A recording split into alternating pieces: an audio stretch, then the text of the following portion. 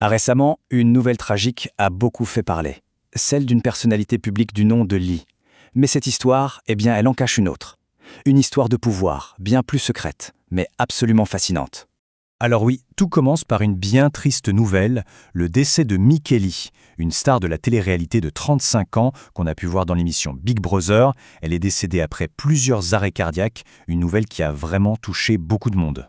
Mais voilà où ça devient intéressant. Parce que pendant que l'histoire de cette Lee s'achevait de façon si tragique, une autre Lee, avec un nom presque identique, était, elle, en train de bâtir un véritable empire mondial. C'est le contraste incroyable entre une célébrité éphémère et le pouvoir discret, mais absolument immense, d'une des femmes les plus influentes de la planète. Alors la question se pose. Qui est cette femme? Cette magnate visionnaire dont, soyons honnêtes, la plupart d'entre nous n'a probablement jamais entendu parler. Bon, pour comprendre son influence, il faut savoir une chose. Mickey Lee, c'est tout simplement la marraine de la Hallyu, la vague coréenne. C'est elle, en grande partie, qui a façonné ce phénomène culturel mondial. Et son parcours, il est assez impressionnant, on peut le dire. On parle de la vice-présidente du groupe CJ, rien que ça. Mais ce n'est pas tout. C'est aussi la petite fille du fondateur de Samsung. Oui, ce Samsung. Ajoutez à ça un master de Harvard et on a le portrait d'une membre de l'élite économique sud-coréenne, ce qu'on appelle les chaebol. Alors un chaebol, c'est quoi au juste? C'est un concept clé pour comprendre la Corée du Sud. Imaginez d'immenses conglomérats familiaux qui tiennent quasiment toute l'économie du pays. Pensez Samsung, Hyundai et donc CJ Group. C'est dans cet univers de pouvoir qu'elle a bâti sa carrière. Et dès le début, elle a montré une vision incroyable. En 1995, elle a fait un pari audacieux. Elle a mené un investissement majeur dans DreamWorks. Oui, le studio de Steven Spielberg. C'était un coup de génie. Ça a non seulement ouvert la Corée à Hollywood, mais ça a surtout permis à son groupe, CJ, d'apprendre directement des meilleurs pour ensuite construire son propre empire. Et c'est tout ça mis bout à bout qui a nourri la Hallyu. La vague coréenne, ce n'est pas que la K-pop. C'est un véritable race de marée culturelle qui a déferlé sur le monde. Et Mickey Lee a été l'une des architectes de cette vague, en liant parfaitement sa stratégie business à ce mouvement planétaire.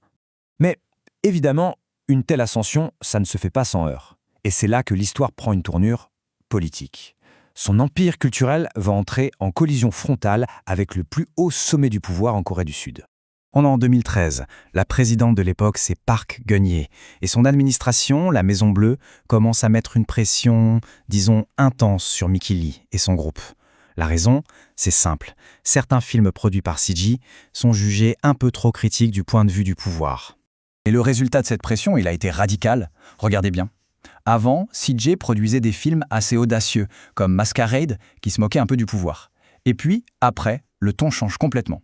On passe à des grosses productions très patriotiques comme Ode to My Father, un film qui d'ailleurs a fait pleurer la présidente Park en personne. La différence est frappante. Et la pression n'était pas que subtile, loin de là. Elle est devenue très directe. Un enregistrement téléphonique a fuité. Et ce qu'on y entend est assez fou. Un haut responsable de la présidence qui exige purement et simplement la démission de Mickey Lee, en disant que c'était le souhait du VIP. Et tout le monde a compris qui était ce VIP. La présidente elle-même. Imaginez sa réaction. D'après ses proches, elle était complètement abasourdie. Elle se serait demandé « Comment ça, je suis de gauche? Pourquoi est-ce que je devrais démissionner ?» Elle ne comprenait pas comment son travail culturel pouvait être perçu comme une menace politique. La situation devient intenable. Et donc, en 2014, elle fait ses balises et part pour les États-Unis. La raison officielle, c'est un traitement médical pour une maladie neurologique rare, une maladie bien réelle, mais dans les coulisses, pour beaucoup, ça ressemblait surtout à un exil politique forcé. Mais l'histoire pourrait s'arrêter là, sauf que ce n'est pas le cas. La suite est digne d'un film. C'est l'histoire d'une revanche, où sa vision va être validée, pas n'importe où, mais sur la plus grande scène du monde. Cette revanche, elle a un chiffre, 4.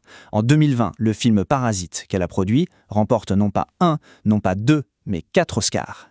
Et pas n'importe lesquels. Parasite devient le tout premier film non anglophone de l'histoire à remporter l'Oscar du meilleur film. C'est juste historique. Un séisme à Hollywood. Une victoire incroyable pour le cinéma mondial et bien sûr une consécration personnelle immense pour elle. Et ce triomphe, finalement, c'est l'incarnation parfaite de sa vision. Elle a toujours dit que l'art, ce n'est pas juste créer quelque chose de beau, c'est avant tout créer de la connexion, des ponts entre les cultures. Et avec Parasite, elle l'a prouvé au monde entier. Forcément, après ça, la reconnaissance mondiale a afflué. On parle d'un Emmy Award, du prestigieux Pillar Award de l'Academy Museum, de la plus haute distinction culturelle en Corée. Les prix n'ont pas arrêté de pleuvoir, la consacrant définitivement comme une des figures les plus importantes de la culture mondiale. Alors, que retenir de tout ça? Son parcours est fascinant, mais sa mission, elle, est loin d'être terminée. La preuve, elle ne s'arrête pas. Très récemment, elle a lancé un nouveau projet, First Light Story House. C'est un label qui a pour but de développer et de soutenir les créateurs asiatiques. Elle continue donc sa mission, donner une voix à ceux qu'on entend moins. Elle le dit elle-même, c'est comme ça qu'elle voit le travail de sa vie. Être un pont entre différentes cultures et surtout aider des créateurs talentueux à réaliser leurs rêves.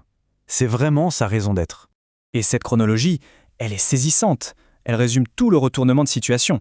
D'un côté, en 2018, la présidente qui l'a poussée à l'exil est condamnée à 24 ans de prison pour corruption.